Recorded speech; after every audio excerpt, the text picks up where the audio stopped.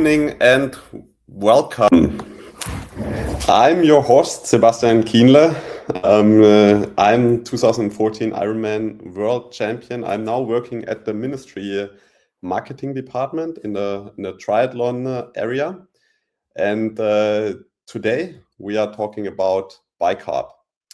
And I have two very, very well-known guests. And that's Mika Noodt and Robert Gorgos. Mika, hello, good evening. Robert, hello. Mika Hello. probably needs no introduction in the triathlon world. He's 24 years old. He is the T100 vice world champion and one of the most promising athletes out of Germany. And Robert is our head of nutrition, our developer, our scientist. He has a very long experience in cycling, was head of nutrition for Red Bull, Bora Hansgrohe, back then Bora Hansgrohe. Welcome, guys. Hello, Sebi. Really excited to be here and to talk to you. Where are you currently based, Mika? You have the nicest background of all of us. Yeah, definitely. Yeah, I'm currently at home. Every once in a while, I'm still at home here in Darmstadt. Currently prepping for T100 Singapore, which is today in 14 days. So yeah, final prep is on. Just finished another heat session today. And yeah, therefore, as you can see in the background, power carb heat, probably currently used a lot to replenish the sweat losses. But yeah, flying to Singapore on Thursday, and after Singapore, I'm gonna be off for another camp. So yeah, nice to get this webinar out today, and yeah, be home. Yeah, great to have you guys. So our topic tonight is bicarb, and it's a really interesting topic for me. The first time I heard about bicarb was back in, I don't know, I think it was 2003, 2004. I was in the regional national squad. Our coach back then, he actually wrote his master thesis about bicarb. It was really interesting, but I lost completely sight of it because it has had so much downside risks when it comes to digestion problems with your stomach. And then I would say in about maybe 2022, 2023, I kind of like rediscovered bicarb. There was a lot of talk about bicarb back then, and it is one of the 5 A-rated supplements in our sport. So I tried it again back then just by basically mixing baking powder into water in an altitude camp. I would not really suggest that. It's kind of not a very good solution, but I think there's a good reason why everybody is talking about bicarb when it comes to supplementation in high performance sports. So Robert, I know our brand MNSTRY not as a supplement and a pills brand. Why are we doing pills, and why are we doing bicarb? Yeah, that is a very good question. A few years ago, we decided to take this into our range because number one, lots of professionals asked for it, and we wanted to provide a clean, informed, sport tested product and not risk that professionals would take something that might not work or maybe not be tested. Second point, it's a very safe supplement, so it doesn't have many side effects. We will talk about it in detail today, but the number one thing, maybe if you take too much, can cause stomach issues or digestive issues, but not anything severe. Yeah, absolutely. I mean, when you overdose, let's say caffeine, one of the other A-ranked supplements, it can have some really severe effects. I accidentally took a lot of caffeine once because the gels back then that I tried weren't like really clearly marked, or at least not visible to me. I took a total of 1.9 grams of caffeine in a race accidentally. It has severe side effects. I mean, and when that's during your move, and I'm more on the heavy side, but if you take, let's say, 4 grams, you will definitely end up in a hospital. Yeah, with bicarb, as you said, it's I mean, you probably have some stomach problems, but you're not gonna risk a trip to the hospital. Yeah. So let's get into it, I would say. And I just wanted to, yeah. and one last point, maybe like you already said, the third point would be, it really works. It's really interesting, even for like longer endurance events. It has some really, yeah, scientifically proven criteria that helps performance, and that's why we included it in our range. And maybe it's also interesting to see what are the other 4 supplements that are A-listed. I mean, everybody knows them. You already mentioned caffeine. Caffeine is probably the best research supplement at all. Like, everybody uses it more or less, even when if it's only coffee or tea. Then it's creatine. Maybe not so present in endurance sport, but it's also very well researched. Then it's nitrates. And here it's probably like, it can work with recreational sports, but for like high performance or world-class athletes, the effect is not so well researched and might not help so much. And then it's beta-alanine that works kind of on the same principle, not like, also helps buffering acids like bicarb does, but you have to take it for a long time. And it can also have some side effects. So those are the 5 supplements that we're talking about.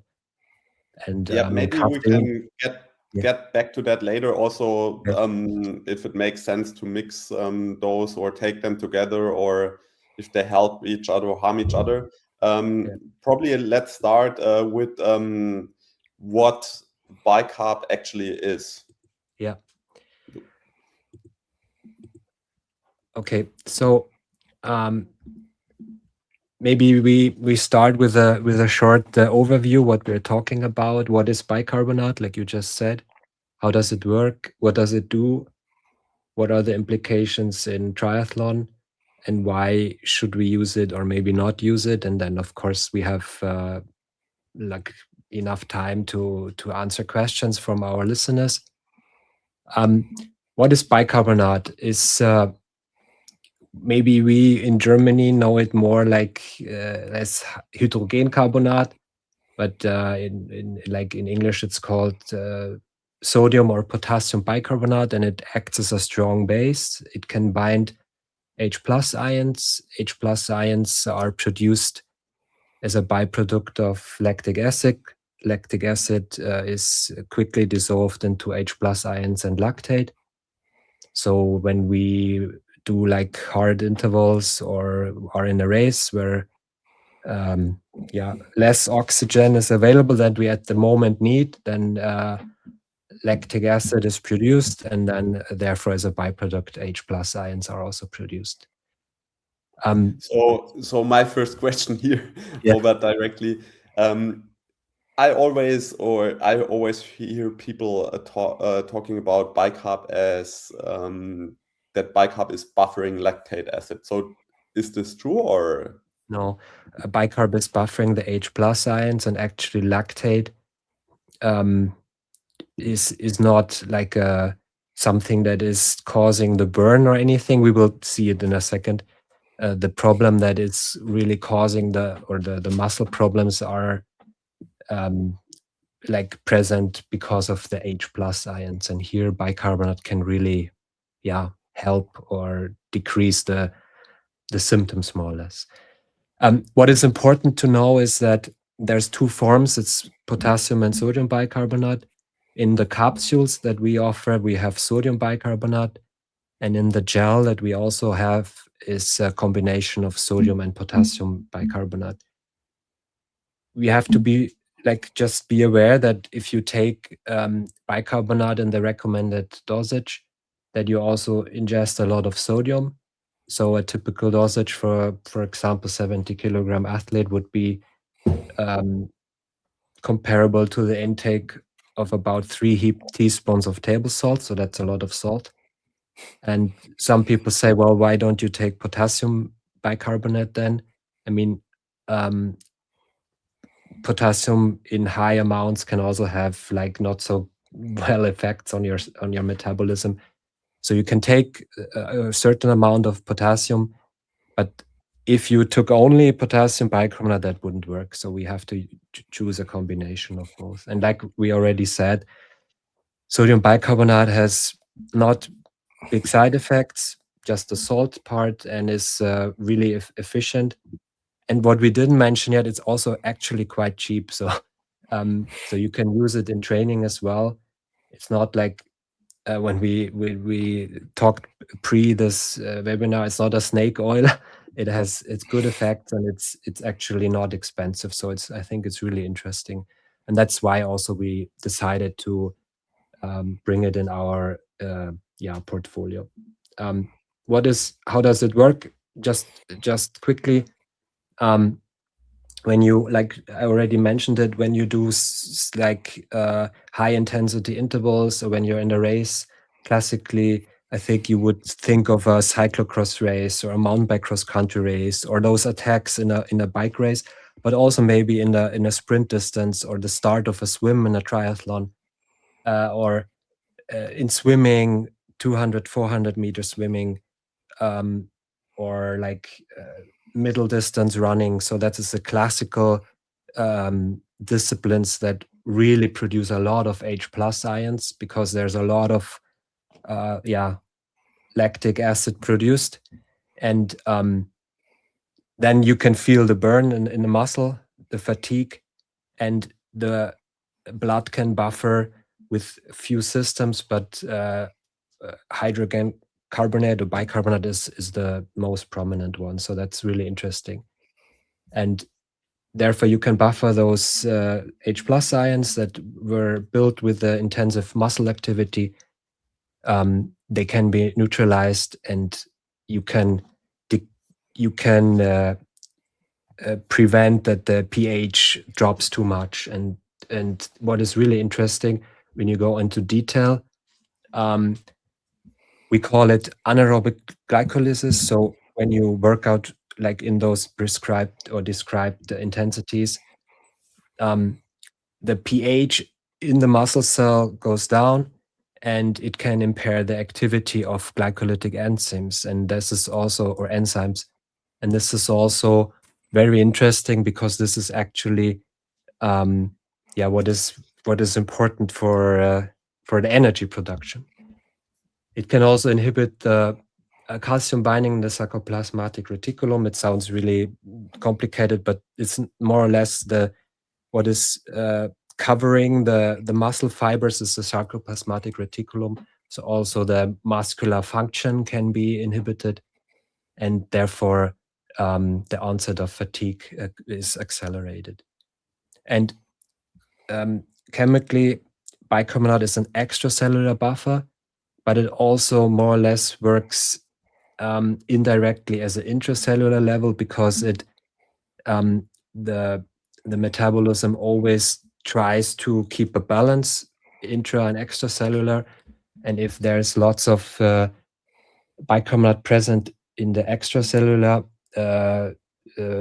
plasma, then, or in the extracellular phase, then your body tries to also bring the balance between the intra and the extracellular milieu, and therefore it also helps or triggers the efflux of H+ from the intracellular milieu.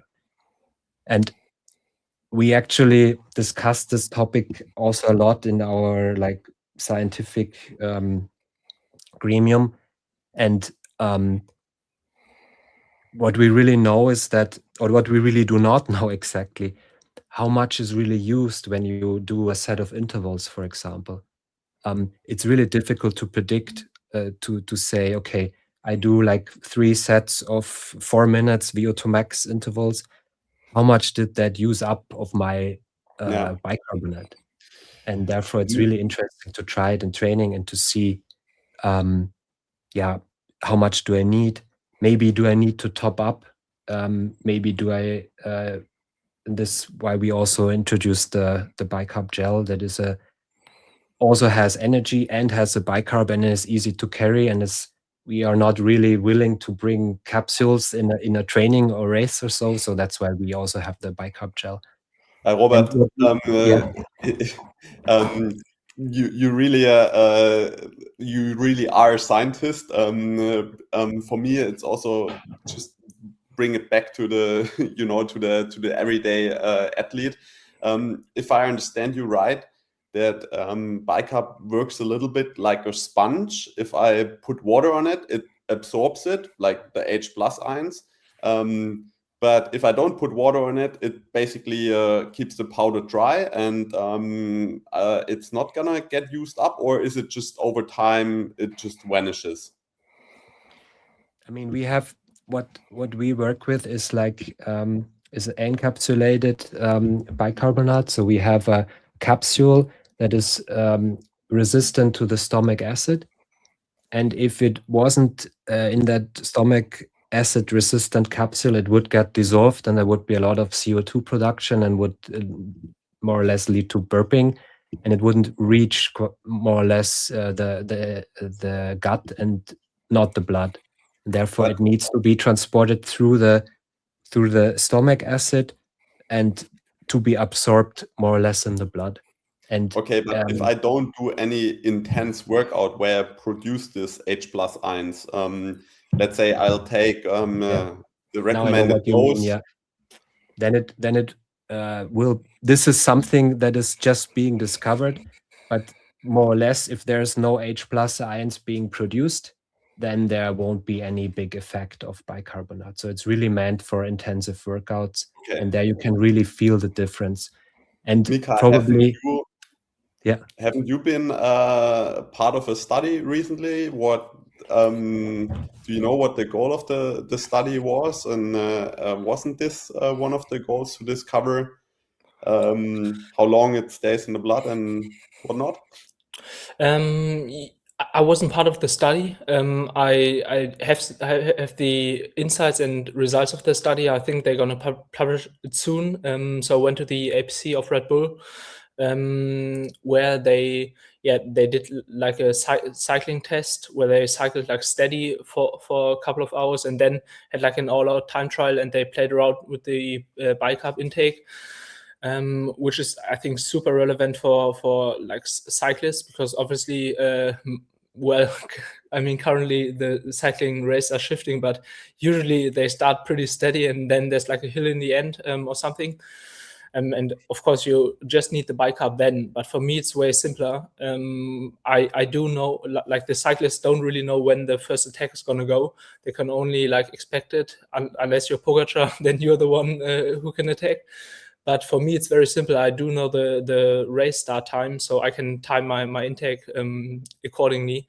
And I didn't participate in the study, but I just did like a personal test, I'd say, where I took my usual bicarb intake with the MNSTRY capsules, and then it was or like one step before, I had my usual race breakfast. Then I took the MNSTRY capsules, and then I got some blood taken from my ear every 30 minutes, and they had like the how's it called? The HCO3. So they had like this value, and then every 30 minutes basically they got a new value, and we wanted to see like when the peak is going to be reached and how long this peak is going to last. So yeah, after taking in the bicarb, I did some gym work, simulating like what I would do before a race. So not just laying around, but yeah, as you know, Sebi, you have to set up transition. You walk around quite a lot. Then I did some swim warm up. Trying to simulate what I would do before a race as best as possible. Plus also drinking and eating just as I would do before a race. So mainly like drink mixes and some gels, also some caffeine. So for me, the peak value was 2.5 hours after taking the bicarb, after taking the first bicarb. The next, like after 3 hours, I had a slight dip, but then it went up again. So yeah, for me, it's pretty clear to see that between 2.5 and 3.5 hours, there's like my maximum, which is quite convenient to know because I just need it for the swim start and the start of the bike, which is approximately 1 hour. So I think we'll also gonna get into that later, how to exactly use the dosage. Let's get back to how it works and what the actual effects are. What kind of performance increase percentage can we expect, Robert? Or what's your take on that? So it was actually, like you said, is this supplement is present for a very long time, and here is the first publication I found is from 1930, so almost 100 years ago. So there was the first study that was looking at the effects in a sport context, and since then there has been a lot of work done in that field. But for sure, we can see a 2 to 3% performance increase. For some, it might be a little bit more, for some, a little bit less. This is also something we don't know yet, what kind of athlete is more like profiting from it, who is less. But this is like the average. Some speak even of 6%, but I would say 2 to 3% is like a solid number. And if you think about running race or so, if you just talk about middle distance running, 3% can be like first or maybe fifth place. So that's super interesting. And like Mika mentioned, I mean, it's even if it's like only 2%, at a swim start, it can make a difference if you're in a group or you're not in a group. So that's super interesting. And what it does delay muscle fatigue during intense exercise. I mean, we saw that picture, how it works. It makes sense just by buffering the H+ ions. It can increase the time of exertion when you do, like, for example, long intervals. So if we talk in a training context, you could maybe do high intensity interval training, VO2 max training, just not only 3 minutes like you normally do, but you could maybe do it 5 or 6 minutes, or sets of 3 by 6 minutes, for example, or 4 by 6 minutes. And also muscle contraction and muscle strength can be maintained for a longer time. And what is also super interesting in the training context is also that we also expect a faster return to normal pH levels, what might help with recovery after intense exercise. So in an ideal scenario, when you sum it up, you can, for example, if you use it in training, you can have more effect from the training, and at the same time you can recover quicker, and that's super interesting. Robert, I have a question here. Sorry to interrupt. Yeah. So what I always learned is there is this saying, adapt or recover, right? You take a supplement that helps you recover faster, but if you do so, that suppresses the effect of the training, probably, as it is with antioxidants, for example. Yeah, is this the case then with bicarb too? No, it's definitely not the case. I mean, it's probably just the opposite, and this shows this study here. So we have actually more intensity in training, quicker recovery, but not blunting of training effects. Just the opposite. We have, with more intensity and more stimulus, we have more mitochondrial production, and also coming back to this study, shows more of a certain protein, an expression of the PGC1 alpha, and here the study shows that it was higher with the bicarb compared to the placebo. And this is something that is really interesting in the training context, because if you take it, let's say, 1 or twice a week in training, you could probably, just improve your performance. And this is something that is also being used in professional sports already. Maybe not as much in triathlon, but maybe Mika can say something about this, how he is using it in training. Yeah, definitely. I'm mainly using it for the swim and bike because these are the disciplines where I do like the most anaerobic work.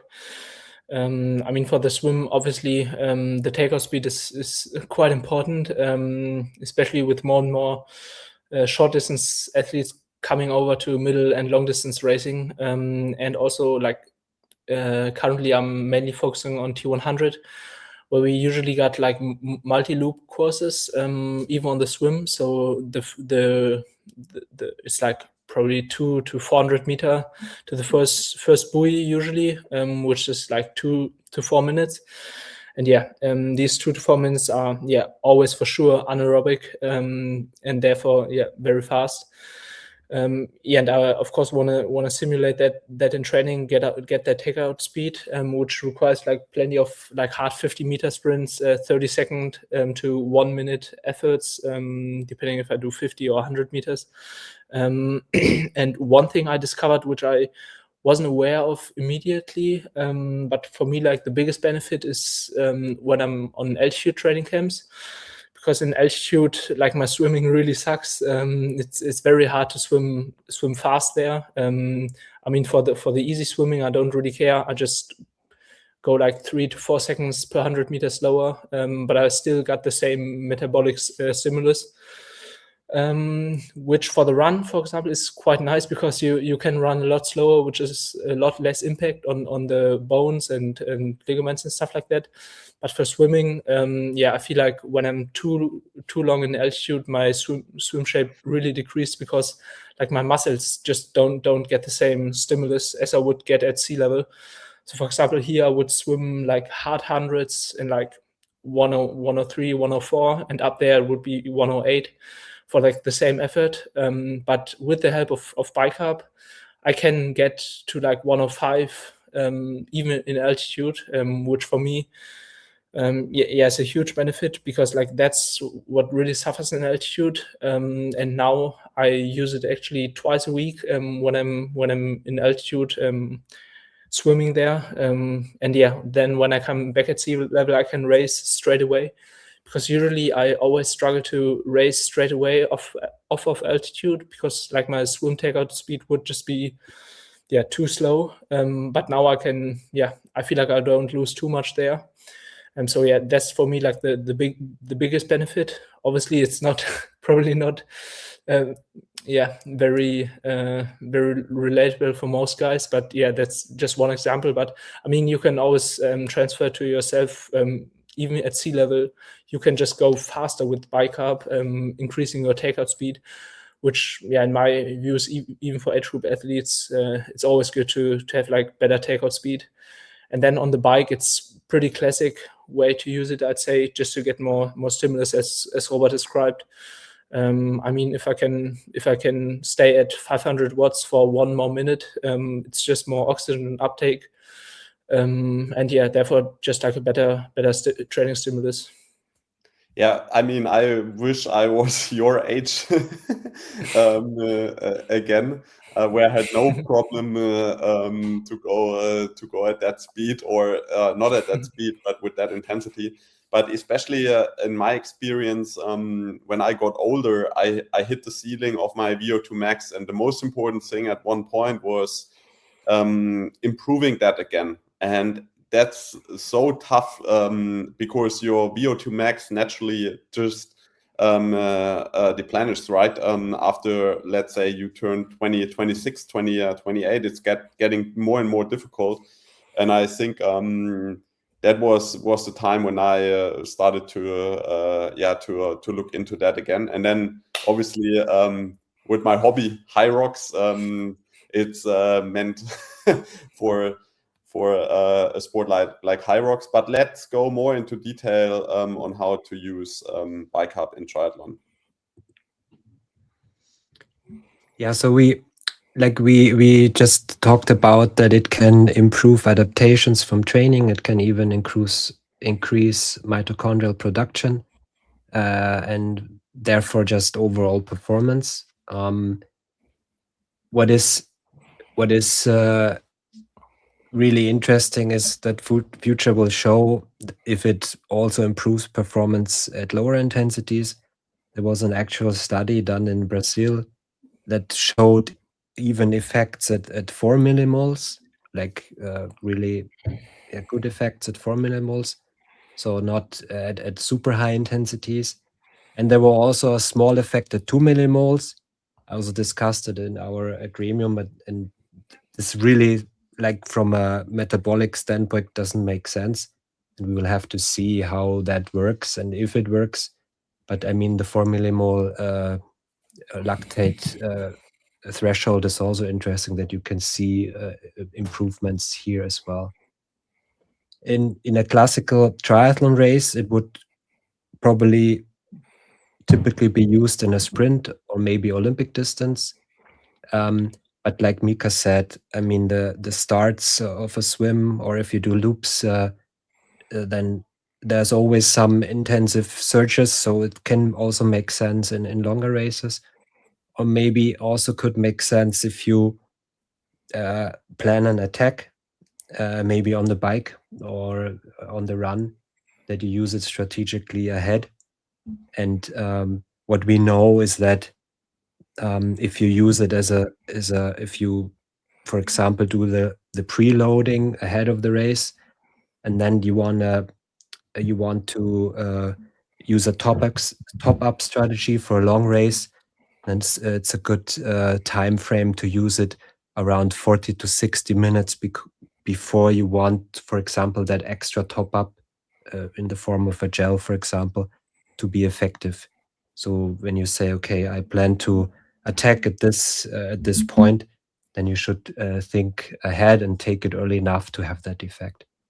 If you really do like ultra races, or you're planning to be super controlled and steady in a race, then it's probably less relevant. But then you could still use it in training and to see like a overall performance benefit if doing high intensity interval. How much do you need? Scientific studies are pretty clear, so more is not better. You can start with around 0.2 grams of sodium bicarbonate per kilogram of body weight.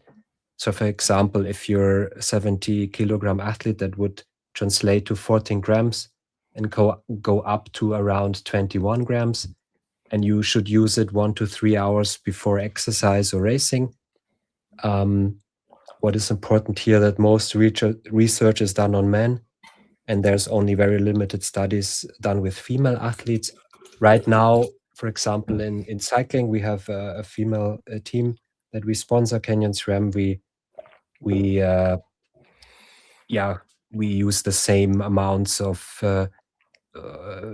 sodium bicarbonate, but referring to the normally lower body weight of the female athletes. So for a 50 kilogram athlete, it would be not 14, but obviously 10 grams of bicarbonate. What helps is water. So normally you take the bicarb in 2 or 3 doses. for example, you start taking it 3 hours before you want it to be effective, and then you take the second dose around 1.5 or 1 hour before you want it to be effective. And every time you take it, you drink water. I would suggest if you take it 2 times, I would drink around 0.3 to 0.4 liters of water with it, and also have some carbohydrates with it. So the first dose could be, for example, after breakfast, and then the second dose could be with a small snack like a bar or a banana or something like this. And this helps with reducing the occurrence of gastrointestinal symptoms, and can also help just with the effectiveness of bicarb. I would rather take it too early than too late, especially for short races, or if you want to do VO2 max intervals in the short workouts. So rather take it too early than too late, because the effect is pretty long. It can work up to 4 hours. And yeah, if you take it too late, then maybe the intervals are already over before you want bicarb to work. What is really important is watch the sodium intake. For example, what we did in professional cycling, we really put the athletes on a low sodium diet if taking bicarbonate, because like I said, there's a lot of salt that you take in. And therefore also their recommendation is that it shouldn't be used more than twice a week, typically. And just because of the sodium and the possible water retention and possible also side effects of very high sodium intakes. Robert, at that point, for me, I mean, the first time when I took this whole hand of capsules, I felt like really strange, and I was always also wondering, this must be harmful in one way, right? Because it looks it looks like a really like a severe dose of something of a chemical. Are there any like long-term studies? Is this harmful? Let's say if I do, like you mentioned, also use it for training, because with the mitochondrial adaptation, I think this might be very helpful, especially for long course athletes. If I take it 2 times per week for training sessions with high intensity, would you say this is harmful in any way, or is can I take it and have don't have to worry about anything? Well, I mean, it always depends. If you have sodium dependent hypertension, for sure it's not recommended. I also wouldn't recommend it for athletes under the age of 16, because we just don't know if when all the organs are not like fully developed, if there might be something. I don't think there is, but I wouldn't recommend it. And also, if you're pregnant, I wouldn't recommend it to take it. But other than this, and the high salt intake, that is a problem, or can be a problem, just because you retain a lot of water, possibly, especially in cold weather conditions, or when you're not sweating that much and not losing that water again. But other than this, I wouldn't see any problems. I mean, you ingest 15 grams of, or the Equivalent. It is the same amount of sodium like in 3 heaped teaspoons of salt. So that's a lot of salt. So I would definitely watch the salt intake. And like I just said, in professional cycling, we really put the athletes on a very low sodium diet when taking bicarbonate. If I'm following some of our competition, you think it's never enough salt. Yeah, so that's a trend that is really questionable.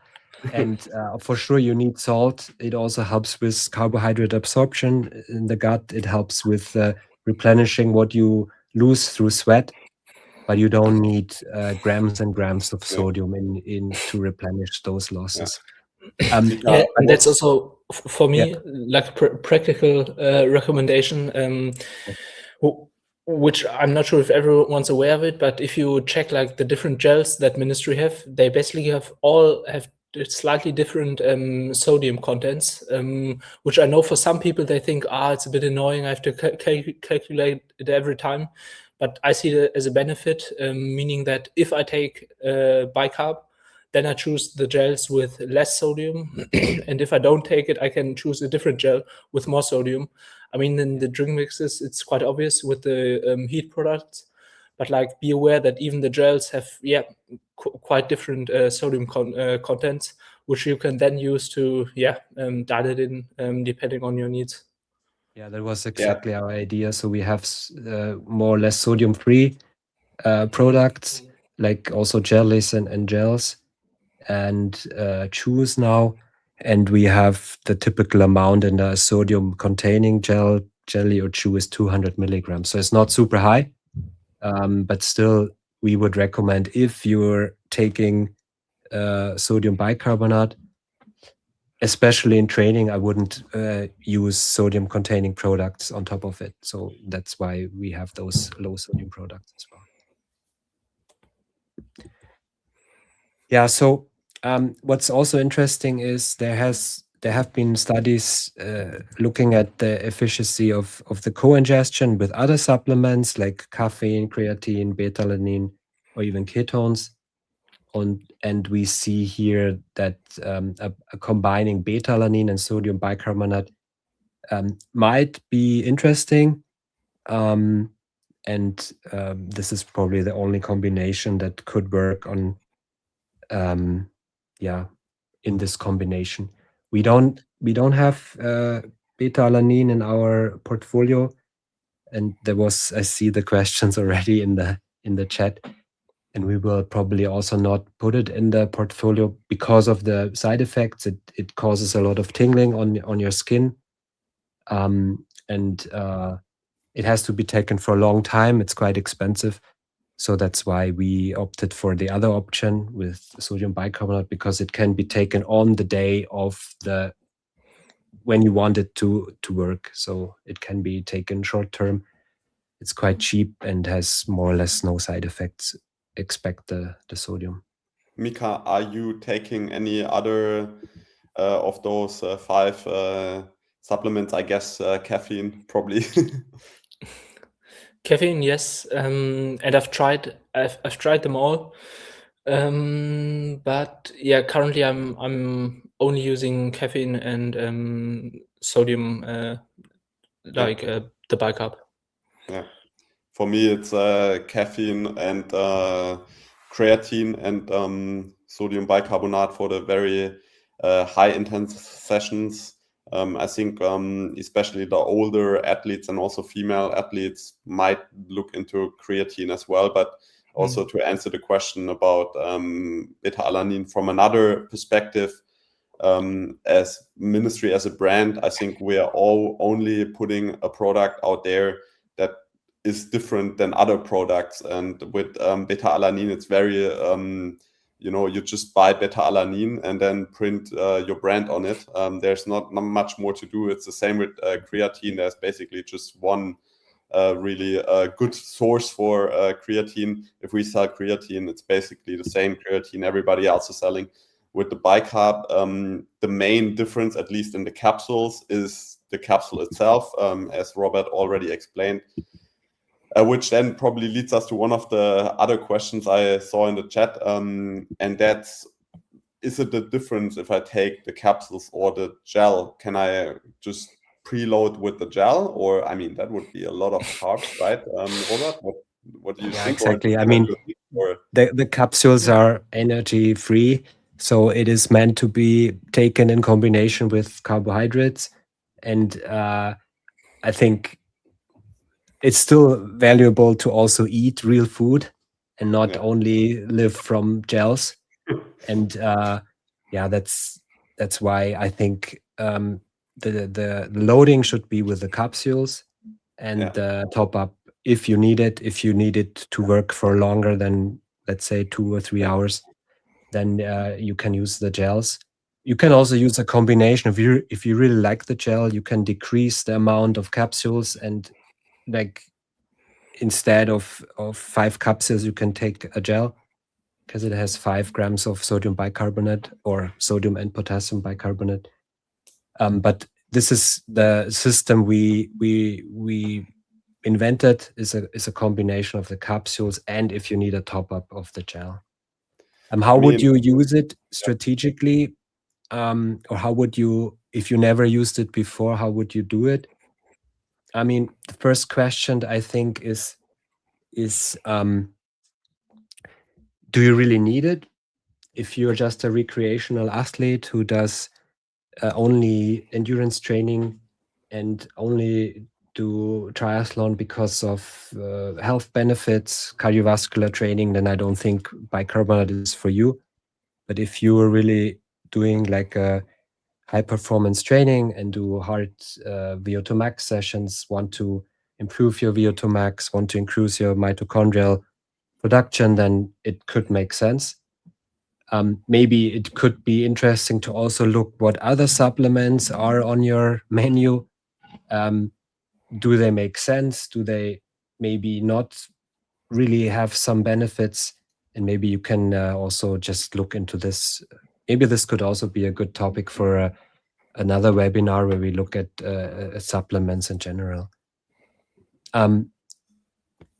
We can also see how, I have to admit, I don't really know how it works concerning the menstrual cycle or hormonal contraceptive use. So the interaction with bicarb and female athletes, I think, need to be discovered still. But yeah, we can see it at what stage of the menstrual cycle it could maybe make more sense and maybe less sense. Then the second phase would be to try it without training. And like Mika maybe will still mention, I mean, he did the blood gas test and he saw when it's peaking and when he needs to start using it pre-race or pre-training. I did kind of a self-test lately where I just tried it in training, and you can really feel when it starts kicking in. And I mean, I started taking it a little bit too late after breakfast, and I went out on a bike, and then I saw, okay, the first intervals didn't feel good, and then it really felt a lot easier to complete the intervals. After, for me, it was 2 hours and 15 minutes. So yeah, that would be the third phase already, like testing it in training and see how it works, how it helps you. Does it benefit your performance? And if, for example, you don't have the blood gas analysis present, or if it's not possible, then you can also see, do you have any gastrointestinal problems? Maybe how is the water retention? How is your body weight on the next day? This is all information you can collect during a training phase, and then yeah, use it in a race if it makes sense, if all the criteria are fulfilled that we just discussed. For example, if you're struggling with fast swim starts, or if you want to, if it's maybe a hilly bike course, maybe it's a fast start on the bike. If you want to set an attack, all those things needs to be considered. And yeah, this is the 4 phases I would see. Does it make sense? Try it without training, try it in training, and then maybe use it in a race. This is actually from the Australian Institute of Sport, a very valuable source for information about supplements. And they also rated the sodium bicarbonate as an A supplement, like CB already mentioned. Robert mentioned the test you did, Mika. What kind of test was that, and what were the findings? And are you planning to try to use it in a race, and how? Or does it even make sense for you in a longer race to use it? Yeah, I mean, the test, as I described at the start, was yeah, quite simple and quite easy for me. I just got blooding from my ear every 30 minutes after taking in the bicarb while simulating my pre-race activities. And yeah, you can imagine it like a U turned on its head. So yeah, first it's at the bottom, and then it slowly starts to increase. And after 2 hours, there was like a significant increase. And this, after 2.5 hours, I reached my peak.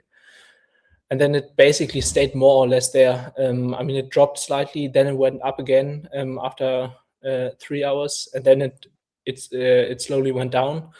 And we were mainly interested in the peak, which, I mean, it's not like you have this one single peak and then it decreases immediately, and therefore, especially with the 2 loading phases, that also MNSTRY prescribes, and taking it 3 hours, like 2/3 of the dosage 3 hours before, and then 1 hour before taking the last third of the dosage. I've tried both. I also took everything at once, which I also can handle without any problems, like gastrointestinal problems. But I think this 3 and 1 hour strategy is even, at least for my case, it's even more valuable, because yes, I wanted to use it at the swim start, but I also want to have it in the first 20K on the bike, especially with the 20-meter rule. Now you really have to search at times to get past groups and past people. I mean, the level just keeps increasing, and therefore, the start of the bike is quite hectic and quite surgy. Ideally, you would just time trial, but it's just not realistic, and therefore, even if there's no hill and the course looks flat and steady on paper with the 20-meter rule, sometimes you just have to search. And therefore, for me, it's ideal to have like this 1, maybe even 1.5 hour window where I can, like, where I do have these effects. I do think about maybe even taking like the gel, but this would really depend on the course. If there's maybe a hill after 50K, or I do plan to attack somewhere, I would use the gel. Maybe at the start of the bike to even further increase the plateau, basically. But I haven't tried that yet. I have tried it in training. I didn't have problems either. But I would also make this like depending on the weather, because as Robert mentioned, there's a lot of sodium. There's a lot of, or it could lead to some water retention. But I had the experience that as long as it's like over 20 degrees with the intensities we're going at, I'm sweating so much anyway that the water retention isn't a problem for me. As long as it's not super cold, I don't really think about that. And if it would be super cold, it would be a trade-off. But depending on the course, for example, in San Francisco, we've got a very hilly course. Then I would probably still take it because of the benefit it gives me. Not worried too much about the weight. And for example, for a race like Singapore, I even see the benefit of having like an increased plasma volume.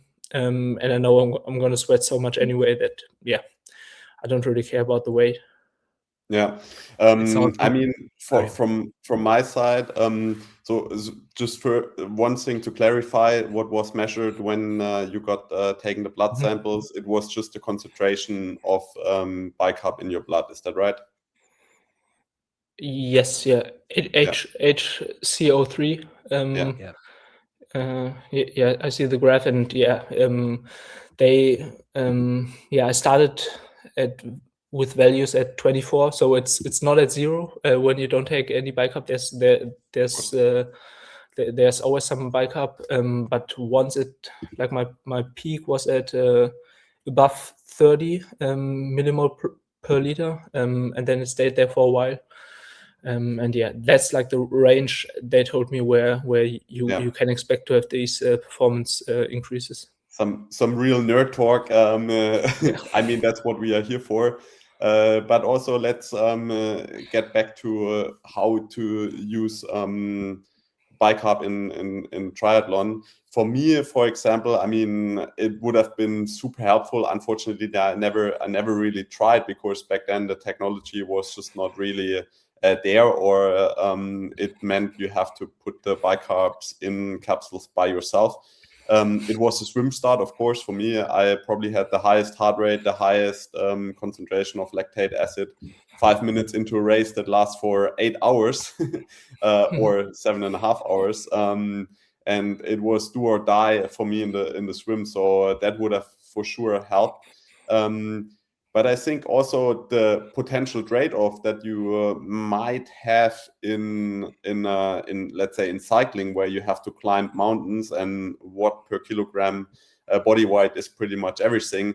In triathlon, this actually can turn into a benefit, because I mean, are you actually becoming some sort of a camel, Robert? Are you able to store more water, or is that wrong? Yeah. Mika already mentioned, I mean, your blood volume goes a little bit up.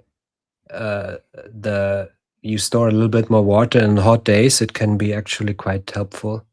I mean, of course, we measured the body weight of the athletes every day, and it was also super individual. So some athletes gained a lot of weight overnight. It's also interesting, do you see a water gain immediately on that day if you take it, or does it more or less come at like after the race or after the training? I mean, it's quite probably impossible to measure your weight during training and during racing, so we don't really know. It's very, very individual. Like I said, some athletes gained a lot of weight, like up to 2.5 kilos or so on the next day, and some athletes did not gain any weight. So it's very individual, and that's why I would really try it in training, also measure the body weight and see how can I maybe decrease the sodium amount in the diet, especially on colder days when you don't lose that much sodium and sweat. And on hot days, like Mika already said, it might not do much if you watch your sodium intake in your normal diet, and maybe also in the race nutrition, then probably doesn't make such a big difference. I mean, that would have been a huge benefit for me, for example, in a race like Hawaii. We also looked into stuff like glycerin, which that we have in our electrolyte, for example, which helps with water retention, because you actually want that, right? I mean, it's a pancake flat bike course. That it doesn't really matter if you weigh 2 kilos more or less, but if you actually have 2 kilos more stored water on board, that can help quite a lot. So, but you mentioned electrolyte imbalance in your slide. Should I then also take some potassium with my natrium or sodium bicarbonate? Because No, it's just for my it's just meant in the long term. I mean, if you take huge amounts of sodium and no other minerals with your normal food, for example, if you only eat junk food that is super high in sodium and you take bicarb, then it could probably be a problem. But yeah, I wouldn't take anything extra. The number one electrolyte you lose with sweat is sodium. The second one is potassium, and the other ones like calcium, magnesium, and trace elements are in small amounts. So therefore, sodium makes sense. You need more sodium, a little bit more sodium when you're an athlete and sweat a lot. But like I said, if you really eat junk food that is already high in sodium, plus take bicarbonate more than twice a week, then you could cause a problem. Maybe, I don't know. But normally, if you're an athlete, you also have a feeling for healthier food that is probably balancing all those electrolytes or losses with sweat. And I wouldn't worry too much. Just try it. If you want to give it a try, just use it in training and see what happens. I think that is the number one recommendation I would give here, and see how it feels. Probably there's also some people that can't even go that deep, even in trainings, to feel a difference. Some others maybe go deep all the time and they can feel a really big difference. So you really have to see individually. Yeah. Robert, thanks. I think we have time for one last question, which is an important one. I think you can now make probably a plan, but the question is, what would be the bicarb strategy for long course triathlon? And I want to start here, because I think as you already mentioned, it really depends if you're a recreational athlete, if you're a professional athlete. If you're a professional athlete, like I was myself, struggling with the swim, I think it would be actually make quite a lot of sense to try Bicarb. And as we heard also from Mika, I mean, you have to gain some experience, but usually there will be a top anything between 2 and 3 hours. So just with our Bicarb strategy, preloading 2 to 3 hours before the race, so that you have this advantage of the Bicarb during the swim start. That would be my recommendation if you struggle with the intensity of the swim start. Mika mentioned if you're doing a 70.3 race, which is hillier, you probably have the start of the bike or hill. It probably makes sense to top up later with one of the gels. Also, if you are if you want to sprint and if you want to finish strong, remember taking the one bicarb gel alone won't probably help you. You need to have a certain amount of bicarb already in the system. So that's just a top-up strategy. You can't just take one gel and expect any benefit from it. That's not enough. So you have to take that approximately 40 to 60 minutes before you want to have the full effect in a long race. That especially applies for sprint situations or hill climbs. And my general advice would be to actually use it in training to get the benefit of more mitochondrial and better results from your VO2 max training, faster recovery without suppressing the adoption to it. Did I sum that up correctly, Robert? Yeah, there's not much to add. I would just maybe add that one gel that is 5 grams of bicarb is not enough. You need at least 0.2 grams per kilogram of body weight. Like I said, for a 70 kilogram athlete, that's 14 capsules. So one capsule contains 1 gram of sodium bicarbonate. So just to make it easy to calculate. And you can go up to 0.3 grams. In your example, if you want to have it effective at the swim start, you probably have to get up early to take it, because if you always get up early, at least 3 hours before the race. Yeah. So I would just take the first dose after breakfast. That could be when you say you want to take 14 capsules, and it would be maybe 8 capsules, and then the second dose would be 6 capsules, probably when the start is at 7 o'clock or 7:30, then that would be around 6 o'clock, just to be early enough to have it for the swim start. And then if you want to use it for the whole race, then I would recommend for like an 8-hour race, it's probably 2 extra gels. The first would be somewhere on the bike after maybe around 3.5 to 4 hours total race time. And the second one would be maybe somewhere on the run. Maybe if you plan an attack or so on the run, then it would be like you said, 1 hour before that attack. And also the effect lasts a little bit longer, so you don't have to take it like 60 minutes before you finish. You can go a little bit earlier. Yeah. I'm still fit for the interviews later. And this would be like a possible strategy. So the normal loading between 0.2 and 0.3 grams per kilogram of body weight pre-race, and then up to 2 gels in the race. That would make sense in a Ironman race, and maybe in a T100 it could be if you're as fast as Mika, then maybe just 1 top-up gel. Guys, we're already more than an hour into it. It was a pleasure to talk with you about, I would say, hype topic, but it's not really a hype topic, as we learned from Robert already in 93. No, in the 30s of the 19th century. We had the first studies about bicarb, so it's not really a hype topic anymore, just because we have different ways of taking it. Give it a try. It's not harmful. thanks for listening. You can tune back later on YouTube, share it. Was a pleasure. Thank you, guys.